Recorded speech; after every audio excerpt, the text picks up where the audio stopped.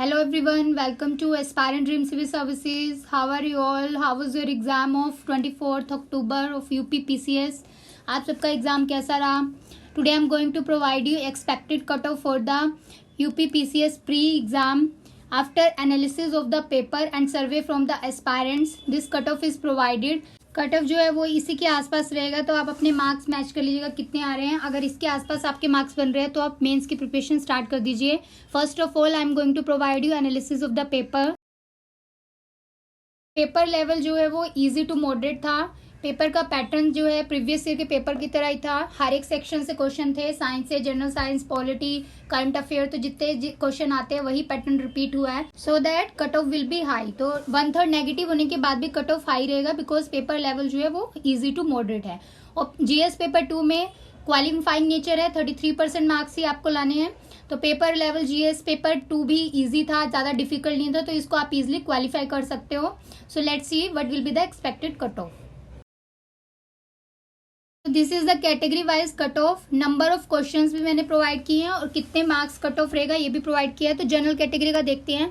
अगर आपके 96 to 100 questions correct हो रहे हैं आफ्टर नेगेटिव मार्किंग और 127.68 से 133 के बीच में आपके मार्क्स बन रहे हैं, जनरल कैटेगरी मेल की बात कर रही हूँ, तो आप जो है वो सेफ जोन में हैं, तो आप मेंस की तैयारी स्टार्ट कर सकते हैं.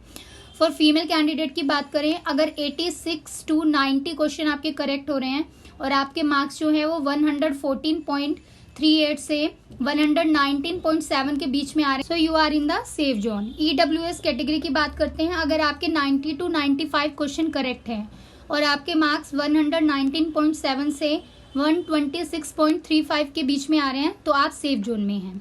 अब ओबीसी कैटेगरी की बात करते हैं. अगर 93 से 97 के बीच में आपके क्वेश्चंस करेक्ट हो रहे हैं और आपके मार्क्स 123.69 टू 129.01 के आसपास आ रहे हैं, तो आप सेफ जोन में हैं.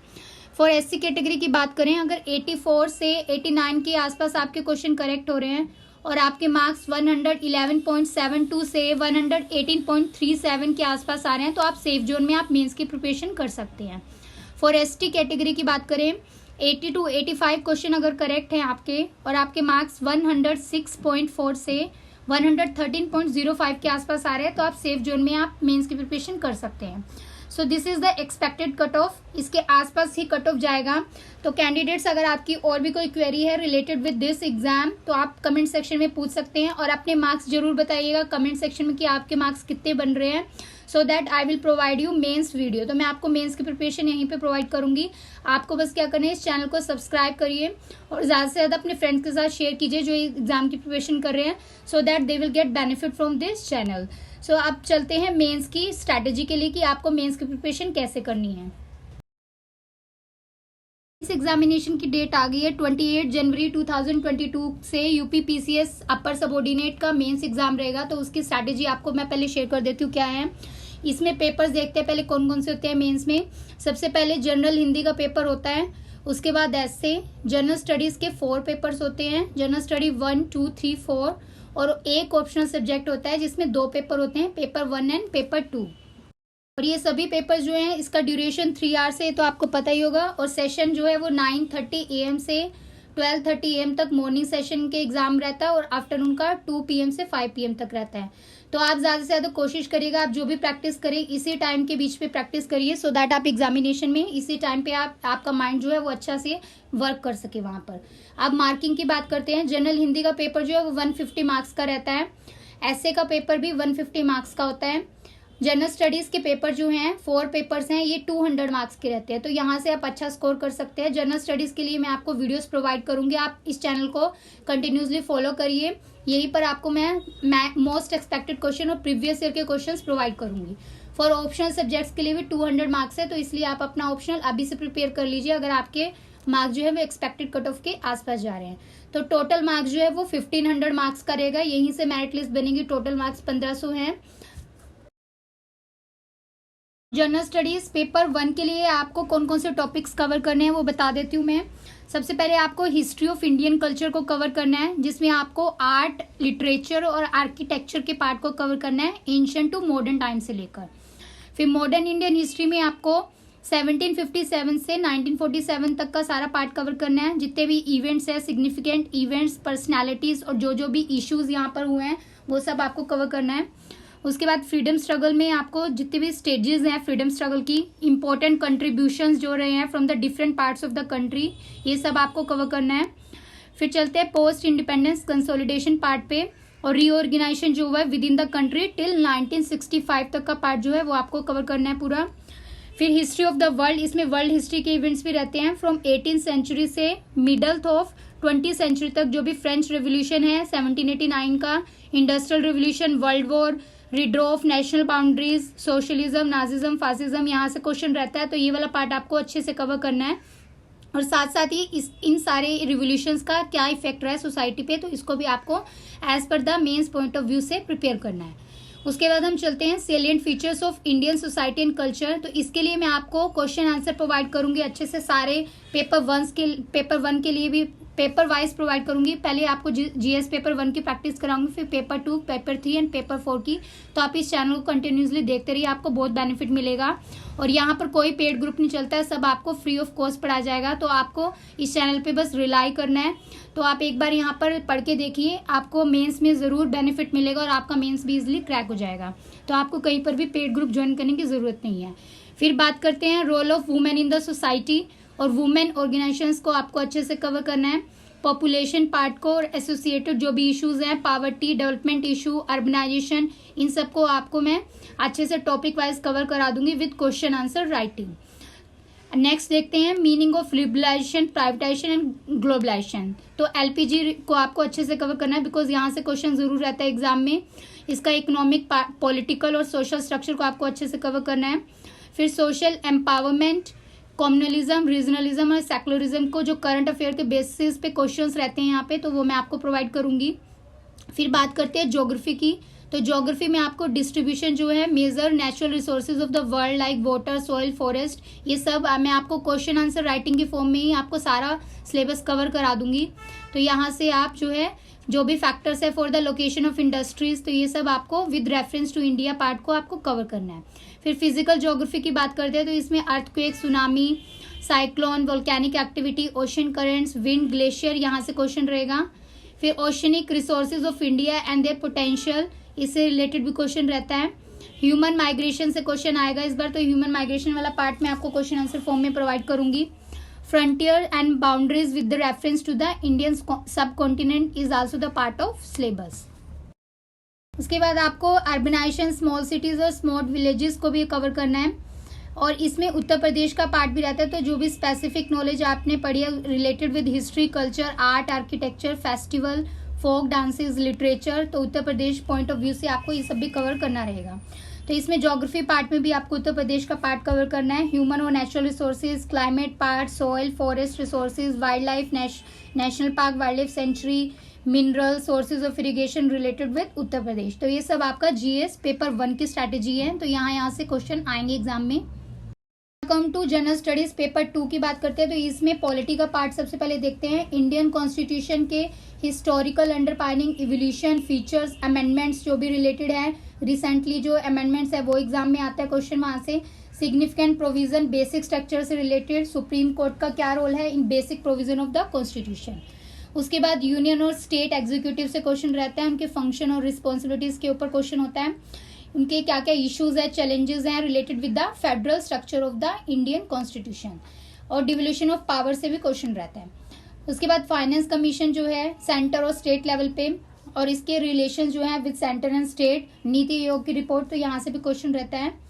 फिर आगे देखते हैं separation of power, dispute redressal mechanism, emergency dispute redressal mechanism भी इंपॉर्टेंट पार्ट है, यहाँ से भी क्वेश्चन आता है एग्जाम में। उसके बाद हम देखते हैं comparison of Indian constitution schemes, तो जो भी करंट की स्कीम चल रही है इंडियन कॉन्स्टिट्यूशन से रिलेटेड, क्या क्या अमेंडमेंट हुई है, कौन कौन सी न्यू चीज़ें ऐड हुई हैं, कौन से बिल आए हैं, तो इससे रिलेटेड भी क्वेश्चन रहता है एग्जाम में। उसके बाद पार्लियामेंट और स्टेट लेजिस्लेचर पार्ट जो है, क्या क्या फंक्शनिंग है, उसके क्या स्ट्रक्चर्स हैं, क्या पावर एंड प्रिविलेजेस हैं, तो यहाँ से भी क्वेश्चन एग्जाम में रहता है। नेक्स्ट हम चलते हैं जुडिशरी और एग्जीक्यूटिव पार्ट पे। तो इसमें स्ट्रक्चर, ऑर्गेनाइजेशन, फंक्शनिंग जो है एग्जीक्यूटिव की, ministry, department, government, pressure group, public interest litigation, क्या रोल है इसका, इनफॉर्मल एसोसिएशंस और formal association related with this, तो यहाँ से भी एग्जाम में क्वेश्चन रहता है। उसके बाद हम चलते हैं salient feature of representation of people act, तो वो भी आपको कवर करना है, यहाँ से भी क्वेश्चन रहता है एग्जाम में। उसके बाद इंपॉर्टेंट जो अपॉइंटमेंट्स हुई हैं like constitutional post, power, function, इन सब से भी क्वेश्चन रहता है। Quasi judicial bodies, NITI Aayog, their functioning and their features मैंने आपको बता दिया, यहाँ से भी क्वेश्चन रहता है। फिर गवर्नमेंट के जो रिसेंट पॉलिसीज हैं, डेवलपमेंट क्या क्या हुई हैं इन डिफरेंट सेक्टर्स में, तो ये सब आपको करंट अफेयर पार्ट से यहाँ से कवर करना रहेगा। नेक्स्ट हम चलते हैं डेवलपमेंटल प्रोसेसेस में, आपको non governmental organisation, NGO, self help group, ये वाला पार्ट भी कवर करना रहता है बिकॉज यहाँ से भी क्वेश्चन आता है। वेलफेयर स्कीम से भी क्वेश्चन आता है बाय द सेंट्रल और स्टेट गवर्नमेंट, तो आपको दोनों का कवर करना है, सेंटर की कौन कौन सी स्कीम्स है और उत्तर प्रदेश की कौन कौन सी स्कीम्स है, तो यहाँ से भी क्वेश्चन रहता है। फिर हम चलते हैं issues related with the development and management of the social sector like health, education policy, health से रिलेटेड, जैसे अभी न्यू कोविड-19 पैंडेमिक से क्वेश्चन रहेगा, तो इससे रिलेटेड भी क्वेश्चन एग्जाम में आएंगे। नेक्स्ट हम देखते हैं poverty and hunger and their implication on the body politic part, तो इससे भी क्वेश्चन रहता है। एसडीजी रिपोर्ट है, इन सबसे भी क्वेश्चन एग्जाम में रहता है। नेक्स्ट हम देखते हैं गवर्नेंस, ट्रांसपेरेंसी एंड अकाउंटेबिलिटी, तो इससे रिलेटेड जो भी न्यू रिसेंट लेजिस्लेशंस आती हैं तो वहां से भी क्वेश्चन एग्जाम में रहता है। Role of civil services in democracy, ये भी इंपॉर्टेंट पार्ट है, यहाँ से भी क्वेश्चन आएगा एग्जाम में। और नेक्स्ट है आईआर का पार्ट, इंटरनेशनल रिलेशन, तो इंडिया का रिसेंट क्या क्या रिलेशन से रिलेटेड न्यूज में चल रहा है, तो वहां से क्वेश्चन रहता है with the neighbouring countries. So next हम देखते हैं effect of policies and the politics of the developed and developing countries in India's interest, that is Indian diaspora part भी आपको अच्छे से कवर करना है। तो इसमें इंडियन पॉलिटी का पार्ट हो गया पूरा और आईआर का पार्ट हो गया, उसके साथ साथ आपको उत्तर प्रदेश का पार्ट भी कवर करना है। उत्तर प्रदेश की political, administrative, revenue, judicial system, ये भी आपके सिलेबस में, तो आपको ये भी अच्छे से कवर करके जाना है। करंट अफेयर के इवेंट्स जो है नेशनल इंटरनेशनल इंपॉर्टेंस के रिलेटेड विद उत्तर प्रदेश जो चल रहे हैं रिसेंट, तो ये भी आपको जनरल स्टडीज पेपर 2 में कवर करके जाना रहेगा। जनरल स्टडीज पेपर 3 के लिए जो जो इंपॉर्टेंट पार्ट है वो मैं आपको बता देती हूँ। इसमें आपको मेजर क्रॉपिंग पार्ट और इरिगेशन सिस्टम से क्वेश्चन रहता है। ई टेक्नोलॉजी पार्ट, फार्मर, जैसे फार्मर बिल चल रहा है तो यहाँ से क्वेश्चन आ सकता है। पब्लिक डिस्ट्रीब्यूशन सिस्टम के क्या ऑब्जेक्टिव्स है, ये इंपॉर्टेंट पार्ट है, ये जरूर कवर करने आपको। लैंड रिफॉर्म से क्वेश्चन आ सकता है, सिंस इंडिपेंडेंस से जो लैंड रिफॉर्म सिस्टम रहा इंडिया का, और इंफ्रास्ट्रक्चर पार्ट से भी क्वेश्चन रहेगा like energy, port, road and इससे। साइंस एंड टेक्नोलॉजी में आपको एवरीडे एप्लीकेशन जो है साइंस की करंट न्यूज में जो चल रहा है उससे रिलेटेड क्वेश्चन रहेगा। उसके बाद आपको information and communication part, space technology, computer, इन सबको भी कवर करना है। इन्वायरमेंट से भी conservation of wildlife sanctuary, biodiversity जो रिसेंटली जो न्यूज में है वहीं से क्वेश्चन आता है, तो ये पार्ट भी आपको अच्छे से कवर करना है। और मोस्ट इंपॉर्टेंट पार्ट है डिजास्टर और नॉन ट्रेडिशनल सिक्योरिटी पार्ट, तो डिजास्टर मैनेजमेंट वाला पार्ट जो है, डिजास्टर मिटिगेशन और मैनेजमेंट से एग्जाम में क्वेश्चन जरूर रहता है, तो ये आपको अच्छे से कवर करना है। जीएस पेपर 4 की बात करते हैं। जीएस पेपर 4 जो है इसमें एथिक्स का पार्ट रहेगा, तो एथिक्स में आपको थ्योरी पार्ट जो है और एटीट्यूड से रिलेटेड, एप्टीट्यूड, इमोशनल इंटेलिजेंस, तो ये इंपॉर्टेंट टॉपिक्स है जो आपको कवर करने हैं, इसमें क्वेश्चन जरूर आता है एग्जाम में। और उसके साथ साथ आपको मॉरल थिंकर्स और फिलोसफर जो है फ्रॉम द इंडियन वर्ल्ड, वो भी कवर करके जाना है। और इसमें आपको पब्लिक और सिविल सर्विस वैल्यू और एथिक्स इन पब्लिक एडमिनिस्ट्रेशन का पार्ट भी कवर करना है। और प्रोबेटी इन गवर्नेंस में आपको public service, philosophical basics of governance means probity governance, ये सब आपको मैं नोट्स प्रोवाइड करूंगी वीडियो के थ्रू, तो आप इस यहाँ से कवर कर सकते हैं। और साथ ही साथ आपको केस स्टडीज जो अबव इशू मैंने आपको बताए इससे रिलेटेड एग्जाम में केस स्टडीज भी आती है, तो वो भी आपको प्रैक्टिस करनी है एग्जाम के लिए। So this is all about the general studies paper 1, 2, 3, 4। तो मैंने आपको मेन टॉपिक्स बता दिए कि कौन कौन से टॉपिक से क्वेश्चन रहेगा। तो आने वाली वीडियोस में आपको क्वेश्चन आंसर की राइटिंग में आपको सारी वीडियोस प्रोवाइड करूंगी। और आप भी जब तक क्वेश्चन नहीं लिखेंगे तब तक आपकी प्रैक्टिस नहीं होगी, तो आप कोशिश करिए जो भी मैं आपको क्वेश्चन प्रोवाइड करूं आप वो क्वेश्चन अपने आप लिखिए और उसको स्कैन करके कमेंट सेक्शन में या ईमेल आईडी पे सेंड कर दीजिए फॉर इवैल्यूएशन। तो आपको उसकी मार्किंग प्रोवाइड की जाएगी और आप उसमें क्या इंप्रूव कर सकते हैं ये भी आपको बताया जाएगा इस चैनल के थ्रू। और ये सब जो है आपको फ्री ऑफ कॉस्ट बताया जाएगा, कोई पेड ग्रुप नहीं है इसके लिए। सो इसको ज़्यादा से ज़्यादा जिनको ईजिली ये एग्जाम क्रैक करना है, जो really want to crack this exam, तो उनके साथ शेयर कीजिए, इस चैनल को सब्सक्राइब कीजिए, ज़्यादा से ज़्यादा आपको हेल्प प्रोवाइड की जाएगी। So this is all about today's video. Thanks for watching. जय हिंद।